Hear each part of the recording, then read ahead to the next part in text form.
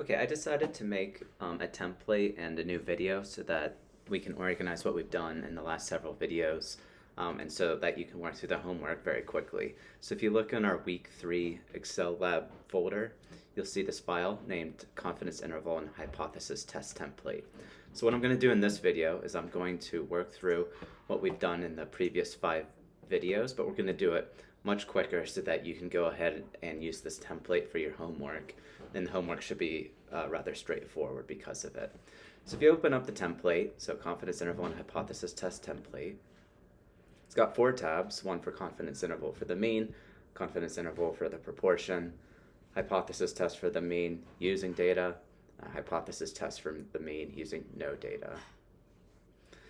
Okay, so let's just redo what we've done. So if we look at our data for length of life in hours for the light bulbs, so notice that using this first tab, because we want to do a confidence interval for the mean, I've got the steps listed right here. So step 1, we want to replace the sample data here with the new data.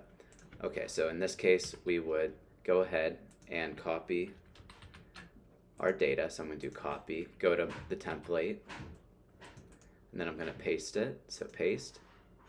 Okay. And then, so that's step 1, done. So let me go ahead and maybe highlight it.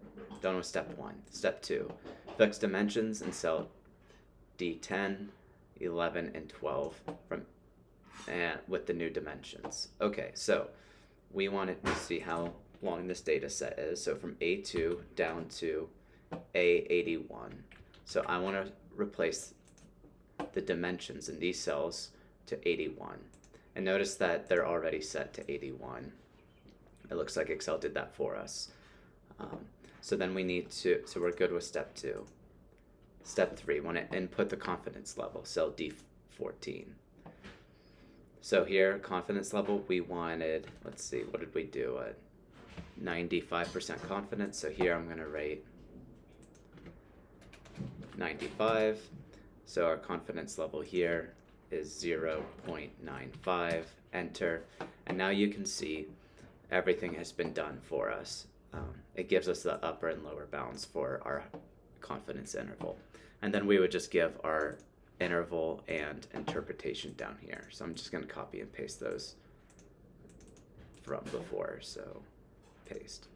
And you're done. That's it. All you had to do was copy paste the new data in here, and then just follow these steps. And the steps are really just updating the highlighted cell, and you get your solution.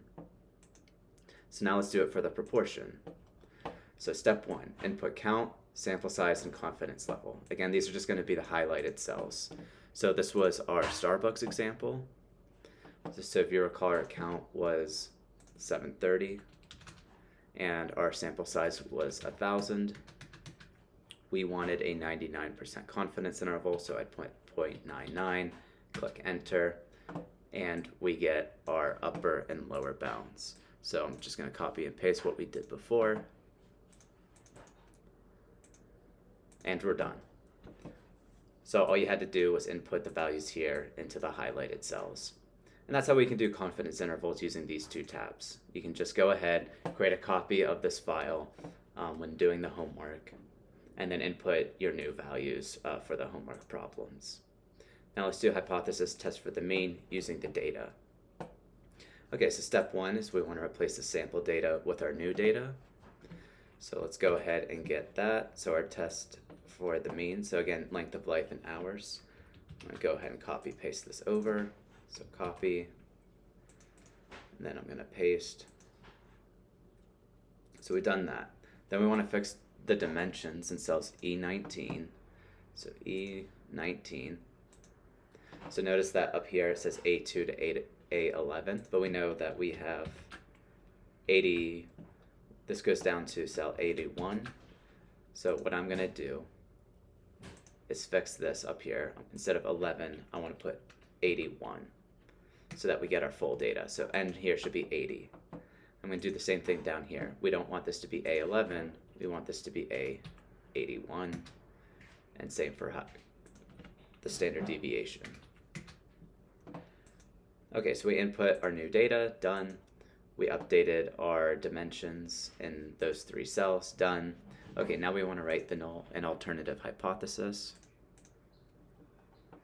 So here we were testing whether the mean was different from 50,000. So I'm going to replace null value with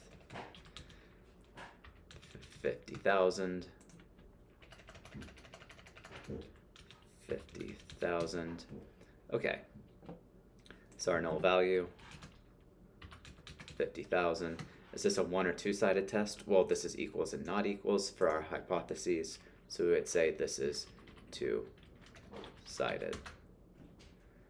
We wanted to test this at the 5% level, so our alpha was 0.05.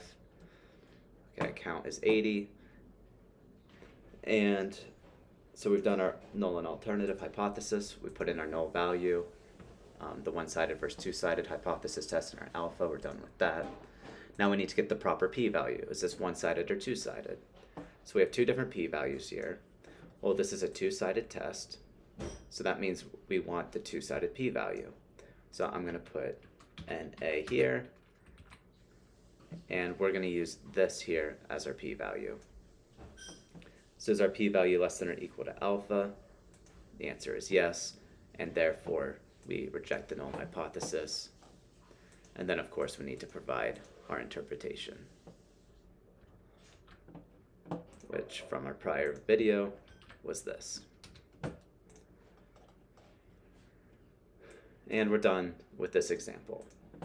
So again, just input new data here, update all of the highlighted cells, and you're good to go. And then finally, doing the hypothesis test for the mean when we don't have data. So this was our laughter example. So our hypothesis, so this was not an equal or not equal to, this was a 1-sided test. It was, we wanted to test whether mu was greater than 71. And so our null hypothesis is that mu is less than or equal to 71.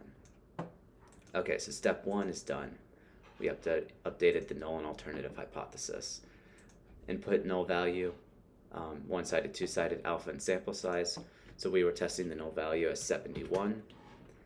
This is a 1-sided test.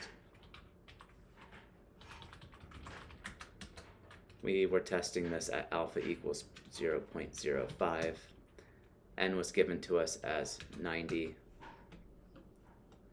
The sample mean was given to us as 74, and a standard deviation of 6. And was this a 1-sided or 2-sided? So this was 1-sided test. And so we will use the 1-sided p-value. So we will put NA here, and we're going to use this. So is p-value less than or equal to alpha? Yes, and so we reject the null hypothesis. And then we would write in our interpretation. And that's it. I just wanted to show you how to use this template video so you know how to just go ahead and input the new data and hypothesize values and parameters into this so that you can go ahead and quickly do your confidence intervals and hypothesis tests for the mean when working through the homework.